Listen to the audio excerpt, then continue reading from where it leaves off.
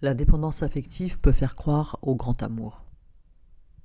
L'autre, le partenaire, est tellement indispensable à la vie du dépendant que celui-ci se dit que cette fois, il aime très fort.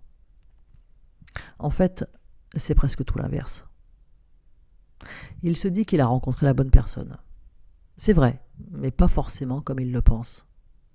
D'ailleurs, je devrais plutôt dire elle, car les dépendants sont bien plus souvent des femmes que des hommes. Quand on est dans l'incapacité de vivre sans l'autre ne serait-ce que quelques jours, même pas de pouvoir l'envisager, car la possibilité que notre partenaire, une fois seul, puisse rencontrer quelqu'un d'autre que soi, est trop angoissant et ferait naître immédiatement suspicion et jalousie. Lorsque l'on vérifie notre portable tous les quarts d'heure, car l'absence de messages pendant quelques heures est difficilement soutenable, que l'on est sans cesse dans l'attente de l'autre, quand un retard devient forcément une absence, que l'absence nous tord l'estomac, car forcément il nous aura abandonnés, et peut-être pour une autre. Lorsqu'il y a tout cela, entre autres choses, cela relève de la dépendance au même titre qu'une addiction. Pourtant, tous ces signes vont faire croire au dépendant qu'il est très amoureux. Alors, il peut l'être amoureux, oui, ce n'est pas incompatible. Et les relations de dépendance sont souvent accompagnées de sentiments amoureux, mais des sentiments amoureux qui valent pour ce qu'ils sont. À savoir que l'autre va générer chez le dépendant des émotions très fortes et récurrentes qu'il va interpréter et intellectualiser. Ainsi, les émotions vont être traduites par le cerveau et le mental et deviennent des sentiments. Sentiments qui ne peuvent être au regard de l'intensité ressentie que l'expression amoureuse. Mais cela n'est pas l'amour. Il est fréquent que le dépendant reproduise toujours le même genre de relation avec les mêmes insatisfactions et le même genre de partenaire. C'est souvent l'intensité qui change ou le mode opératoire. Et puis parfois, il y a une rencontre qui est déterminante, qui va venir démultiplier la dépendance. Très souvent, le partenaire choisi correspond parfaitement à la personnalité du dépendant, mais pas vraiment comme on peut l'envisager de prime abord. L'autre va venir faire travailler le lien de dépendance. C'est pour cela que la plupart des dépendants affectifs rencontrent des partenaires égoïstes, égocentrés et narcissiques. Et comme il y a davantage d'hommes égocentrés et narcissiques, nous pouvons avoir toute une pléiade de couples avec la femme dépendante et l'homme narcissique.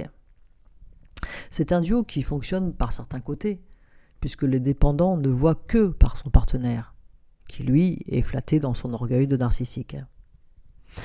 Mais ce genre de partenaire va aussi s'opposer au dépendant, puisque trop égocentré, et lui refuser, consciemment ou non, tout ou une partie de ce dont il a besoin pour se sentir important et aimé, ce qui va nourrir l'insécurité du dépendant.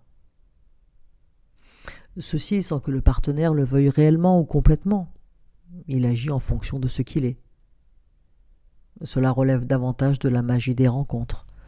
On ne croise pas les gens par hasard. La rencontre existe pour que le dépendant travaille sa dépendance et qu'il finisse par comprendre ce qui dysfonctionne en lui. Prendre conscience qu'il est en souffrance perpétuelle, car en insatisfaction continuelle. Que la dépendance amoureuse amène la personne à nier ses propres désirs pour satisfaire ceux de l'autre afin d'éviter toute forme d'abandon. À refouler ses envies par peur du jugement, qui serait vécu comme dévalorisant. Et taire ses pensées ou ses idéologies par crainte du conflit qui serait vécu comme du rejet. Comprendre aussi et accepter que personne ne viendra combler une faille narcissique ou une estime de soi défaillante. Personne ne saura rassurer le dépendant. Personne ne pourra venir emplir un puissant fond. Personne. La réparation du moi et l'expansion du soi ne peuvent venir de l'extérieur. Et ceci est valable pour tout un chacun et dans toutes les histoires de vie. C'est à nous et à nous seuls de faire ce cheminement pour aller à la rencontre de ce que nous sommes vraiment, de qui nous sommes vraiment.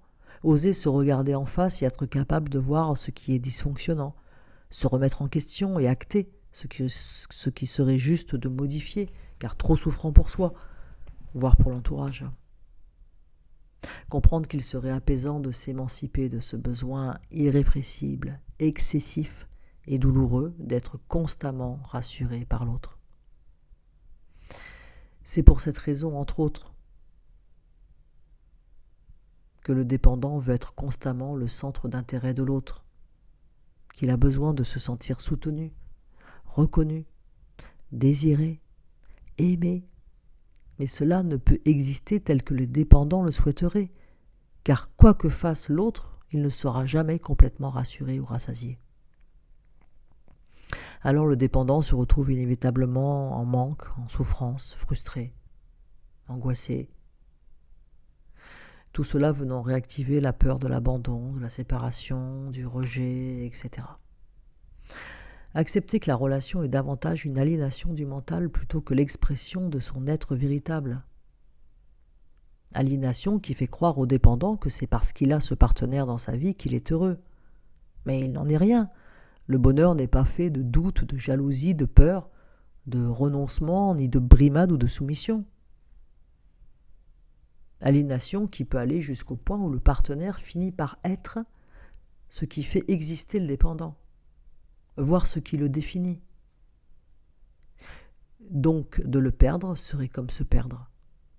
La fin de la relation serait sa propre fin. Donc, impensable, inimaginable, inacceptable. Mais c'est une illusion du mental, fondée en revanche sur des bases bien réelles de manque, de situations familiales insécures ou de traumas en début de vie qui ont été renforcés par la suite ou non traités. Mais pour s'en convaincre, le dépendant affectif va avoir tendance à enjoliver certains moments de sa vie avec son partenaire, à vivre les bons moments avec énormément d'intensité, à exagérer aussi certaines de ses qualités et à atténuer certains de ses comportements inadaptés, pour se rassurer et bien ficeler le scénario de son histoire d'amour. Parce qu'évidemment, une belle et grande histoire d'amour fait rêver la plupart d'entre nous. Et ceux qui ne se disent pas intéressés par l'amour refoulent pour beaucoup les mêmes blessures. Ils réussissent à ne plus être dépendants par l'absence de relation, par l'abstinence. C'est une autre façon de maîtriser ses peurs. Au lieu de vouloir contrôler son partenaire en lui en demandant toujours davantage sans réussir à être épanoui, l'abstinent contrôle sa vie en ne demandant rien à personne, appliquant l'adage « mieux vaut être seul que mal accompagné », même si ce choix ne mène pas davantage à l'épanouissement. Quelles que soient les raisons et quelles que soient les structures psychiques, nous sommes souvent, nous occidentaux en tout cas, en difficulté dans les relations amoureuses. Parce que nous vivons pour la plupart d'entre nous un amour égotique, fondé sur l'ego, donc. Cette personnalité que nous nous sommes forgés pour résister à la vie ou pour rentrer dans le moule. Ce petit moi souffrant qui nous pose bien des tracas. Le dépendant est forcément dans ce genre de relation. Il vit un amour conditionné. On aime l'autre sous certaines conditions. À condition qu'il apporte au dépendant sa présence constante, son aide, qu'il devance ses désirs et ses besoins, qu'il agisse de manière à ce que le dépendant se sente toujours considéré, respecté, mais sans forcément le lui verbaliser. Et surtout qu'il se sente être la personne la plus importante de la vie de son partenaire. La dépendance affective n'est pas l'amour. C'est un sentiment amoureux que l'on nourrit avec effort. C'est un amour égotique réveillant inlassablement les blessures et les peurs. La relation amoureuse est alors un moyen, un outil multifonction, un gain que l'on remet sans cesse en jeu, une quête inexorable ou un objectif inatteignable. C'est selon, et selon les jours. Mais ce n'est aucunement l'amour. L'amour est un état d'être. Il n'est pas conditionné. Il est sans attente. Il se vit, il s'incarne. Il n'a pas d'explication ni de justification. Il n'a pas de besoin impérieux. Quand on aime vraiment, l'autre est toujours présent en soi, absent ou non, en pleine conscience et en pleine confiance. L'amour n'est alors que source de joie car il n'entrave en rien la vie de chacun. Chacun des partenaires pourra poursuivre son évolution personnelle, faire ses choix, réaliser ses envies, être libre. L'amour viendra embellir la vie dans une relation équilibrée, où rien n'est à défendre puisque personne n'est en danger. Et il ne fera que démultiplier l'amour de soi de chaque partenaire. Cette rapide évocation de l'amour vrai peut paraître idyllique et impossible, je vous l'accorde. Pourtant, il ne l'est pas, et certains pourraient en témoigner. Mais évidemment que la vie mettra sur ce joli chemin de multiples embûches, que le mental et l'ego de chacun viendront toujours créer des difficultés, et bien sûr qu'il y aura des désaccords, mais qui ne remettront pas l'amour en question, et encore moins l'amour de soi, ni ce que l'on est. Alors est-ce que le grand amour ne commencerait-il pas par soi ? Est-ce que nous ne devrions pas apprendre à s'aimer ? Comment pouvons-nous exiger de l'autre autant de manifestations d'amour alors que nous sommes incapables de nous aimer vraiment ? Et c'est là tout le problème du dépendant. Le dépendant ne s'aime pas. C'est la raison pour laquelle il a besoin d'autant de preuves d'amour. Et nous sommes pour beaucoup un petit peu dépendants quand même. Il y a des gens qui sont vraiment dans une dépendance affective envers leur partenaire, mais aussi parfois envers leurs amis, envers la famille.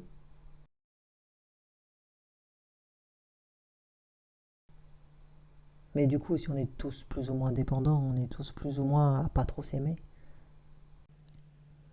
Il faudrait apprendre à s'aimer davantage. Alors on se laisserait bien plus facilement aimer et les relations seraient certainement beaucoup plus apaisées et épanouissantes. C'est à réfléchir. N'hésitez pas à commenter, à me faire part de vos réflexions.